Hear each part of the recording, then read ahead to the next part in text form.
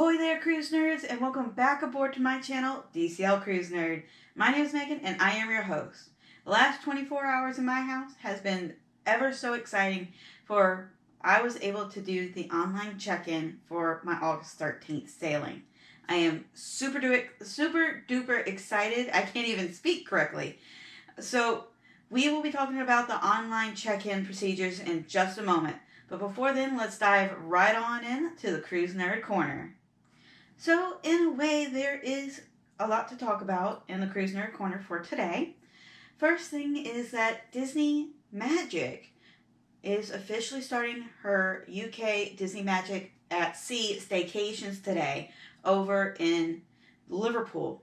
So, good luck to all the crew members on there, but also to all the cruise nerds that are on that sailing. Enjoy every moment for us. We are super duper jealous of you all, but most of all, enjoy and stay safe. Also, speaking of the Disney Magic, one of my last videos, I did mention that there were some YouTubers on the test voyages aboard the Disney Magic about a week or so ago, and a cruise nerd who follows me actually commented that he did not see any chocolates at turn down service.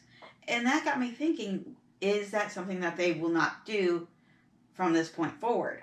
But also, I am thinking, because it was a test cruise, maybe they just didn't do it for those test voyages. So it's still up in the air, so I am getting in touch with some crew just to see if they know anything.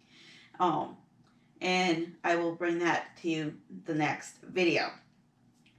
So there is a cruise fan, a Disney Cruise Line fan, that was in a Facebook page that is visiting Walt Disney World, and she posted a photo, and that photo was of a Mears coordinator or a Mears employee, and he had a sign at Orlando International, and it said, "Welcome back, Disney Cruise Line crew members."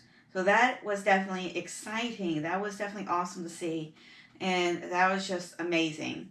That, yeah, it might just be welcoming back crew members, but that is a step in the right direction, meaning we are another step closer to getting ready to set sail here in the U.S. So fingers crossed everything goes well. Also, Disney Cruise Line has yet to announce any protocols for their U.S. sailings, and with 20 plus days to go aboard the Disney Dream, I'm starting to get a little worried. Now, I did call Disney Cruise Line this morning, and they still don't have any information whatsoever to share with us as cruisers. So, hopefully, fingers crossed, we hear something very soon. And one last little bit of information. I did look at the CDC website for the color code of the ships for the Disney Wonder, Disney Fantasy, and Disney Dream. And the last couple of days, they have been, for just the Disney Fantasy, green. For the Disney Dream, it was red. And then the Disney Wonder, she was orange. Now, I did check yesterday morning, and the most amazing news is that all three ships are now green. So that is awesome that they got approved by the CDC, and they are following all the procedures and protocols that CDC put into place for them. So good luck to them to keep that status green on all three ships. Now that is all of the announcements for the Cruise Nerd Corner. So let's go ahead and set sail for the online check-in. Alright, cruise nerds, I cannot tell you how excited I was Tuesday night at midnight when I could finally do an online check-in for Disney Cruising. It has been 15 months in the patient waiting to do this, and I don't think I've ever been more excited to do any type of online check-in. So I only have 28 days to go until my sailing in August, and online check-in, like I mentioned yesterday, started for the August 13th sailing. And now concierge is the only ones that don't have to worry about a port arrival time. Platinum Castaway Club members will now have to choose a port arrival time. Now, I did call and ask Disney Cruise Line, why is it starting with boarding group 3 and not like boarding group 1 or 2? They said that boarding group 1 is for a concierge, and they didn't give me a specific answer for boarding group 2. So I'm thinking there was a lot of concierge guests for my particular sailing. So that probably would be why there's only boarding group 3 and more for platinum, silver, gold, and new guests. And online check-in, if you are unaware, will start 30 days prior to your sailing. So in my case, it was yesterday. And there have been some changes to the online check-in. Not a whole lot, but to certain sections there is. Now, there is still the guest information, there's still the onboard account, travel information, port arrival time, and cruise contract. So those names aren't changed at all. Now, the little emojis beside it have changed just to make it more cute, which I think is the most precious thing ever. But the way you do it is still similar to what it was before. Now, you start with the guest information. And in here, it will list all of the guests that are in your specific stateroom, just like before. Now, the changes that have been made here is for each individual, you do have to go in and make sure all the contact information, mailing address is correct. Now, most of the information will possibly fill into that. For example, for me, it automatically auto-populated my home address, my email, things like that. So if that does happen to you, definitely make sure that everything is up to date. Your address, email, phone number, emergency contact, everything is up to date. Now, one thing, like I mentioned, it will list all the guests, and you have to go into each individual guest. And for each individual guest, you got to make sure that you have a government-issued ID, or if it is a child, make sure that they have their passport or a birth certificate. Now, this is for anyone who is under the age of 15 and they don't have their driver's permit yet. But Disney Cruise Line, I did also ask them which one would be better recommended. They did say make sure that you do have a passport. That's the most recommended. Now, if you don't have a passport by the time your sailing comes, make sure the other form that they do allow is a driver's license, and also bring a birth certificate just so they know that, hey, this is you. But so for me, my family and I had passports, and we also had our driver's license, and we also had our selfie photo, just in case one of them was not accepted. Now, we went ahead and used our driver's license because the photos that we had for our passports didn't want to autofill. They weren't like saving. Later, come find out, someone else in my cruise group on Facebook did mention that they finally had to save it as a JPEG. So I do want to highly, strongly make sure that you know if you are going to upload photos of your passports, driver's license, or anything like that for your government-issued ID or your selfie, please make sure it is in a JPEG form. This will cause less stress for you and more time in other areas of the online check-in. I just want to go ahead and put that out there. Now, for us, we went ahead, like I mentioned, we used our driver's license. And you can either upload the photo, or they will allow you to use the camera that is on your computer. And you would have to take, for at least the driver's license, a photo of the front and a photo of the back. And make sure that it is clear and valid and it is not expired.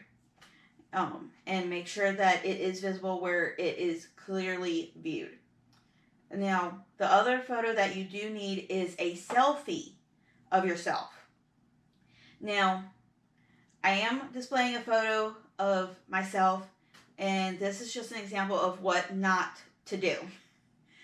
Do not have any eyeglasses on top of your head. Don't have any ears, Mickey ears, nothing whatsoever or glasses if you wear glasses. Make sure it is clear of everything. They want to make sure that it does match your photo ID.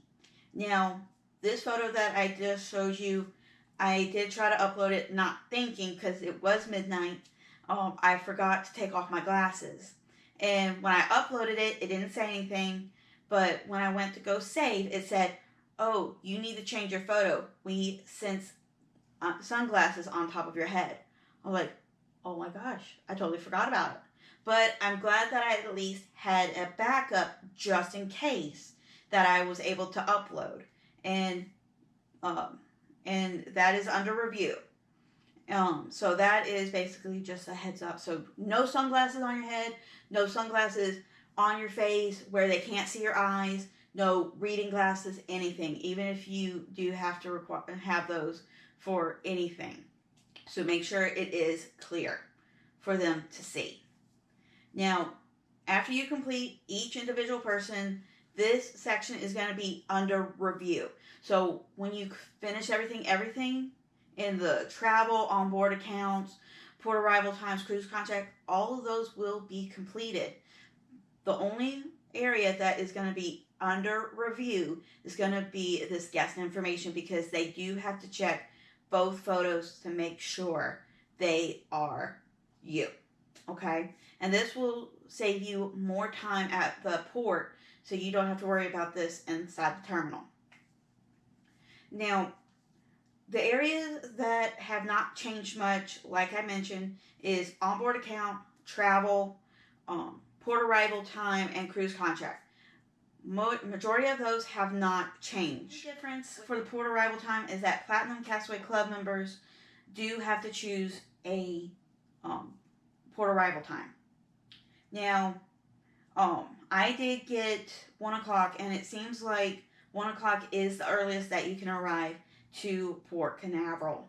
So, and it's boarding group 3 for me and my parents, so I didn't get that lucky number 1 or lucky number 2, which would be a plus, but then again, because of all the social distancing and COVID-19, they do have to take the precautions, and it is also, from what Disney Cruise Line and from what I was understanding, it's going to be in smaller groups, okay? So just a heads up. And also, you will see this in the check-in process. You will not be allowed to go into the parking areas or in the terminal until your arrival time. So if you are at 1 p.m., they won't allow you in until 1 p.m. So they're starting to get a little bit more strict on this procedure. I did talk to Disney Cruise Line, and they said that this is legit. You cannot come in until your port arrival time. Even though you're 12:30, they won't allow it. Now, for the cruise contract, not much change here. However, just a little bit has changed in regards to this. Now, when it comes to your port arrival form, you will still have to print off the arrival form for your port arrival time for your sailing. But it's going to have the barcode. It's going to be showing right up here on your screen, and it's going to have a barcode for each person of your cruise. So, also, another feature that has changed, you can actually add this to your wallet on your mobile device. So make sure your phone is up to date with the latest software, and make sure your Disney Cruise Line app is up to date to the latest update. And you can add this to your phone, and you can just scan it there. And another thing that they've added is your actual assembly station. So for my family and I, we're in assembly station J. I'm so excited about this, so yay! So can't wait to see how this new procedure goes for the muster station. And when I do go on my cruise, I will definitely be doing videos every day, so you and your family can kind of see how these different procedures are done. Also, something that I did not mention is the kids club.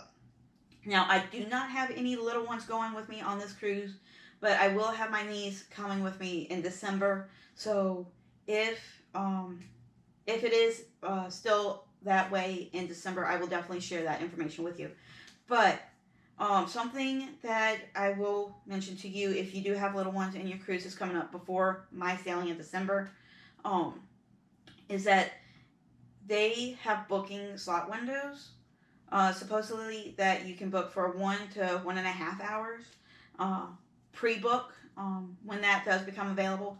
So if that is more important to you than the port arrival time, definitely take a look into that, or consider that talking with your family to see what is more important, port arrival time or the kids club slots for your kids. So that's the only thing that would be up in the air.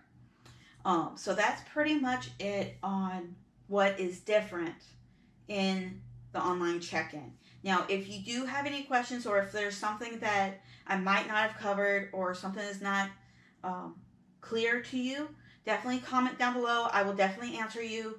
Or if you'd like to send me an email, I will put my email in there that you can send me a more specific email, and I can get more details to you. So I hope this video is very helpful, and I'm so excited. And like I've mentioned once before in my video, once my cruise does become the day of, I will be doing videos and try to post them that evening, the same day. Internet will probably be a little slow. And I will also try to do at least a live stream the day that I get on board the ship. So definitely stay posted, and I will keep you updated. Also, I did forget to mention, when I did my online check-in, it did not ask for vaccination cards. It did not ask me if I was or was not vaccinated, anything to do with being vaccinated or not. So hopefully, fingers crossed, Disney Cruise Line does mention something in the coming weeks, and hopefully before the August 13th sailing. Alright, cruise nerds, thanks for watching. If you haven't done so, go ahead and hit that subscribe button down below, as well as follow me on Facebook, Instagram, and also Twitter for more breaking news and announcements. I hope everyone has a great day out there. Have faith, trust in pixie dust, and I'll see you real soon on board.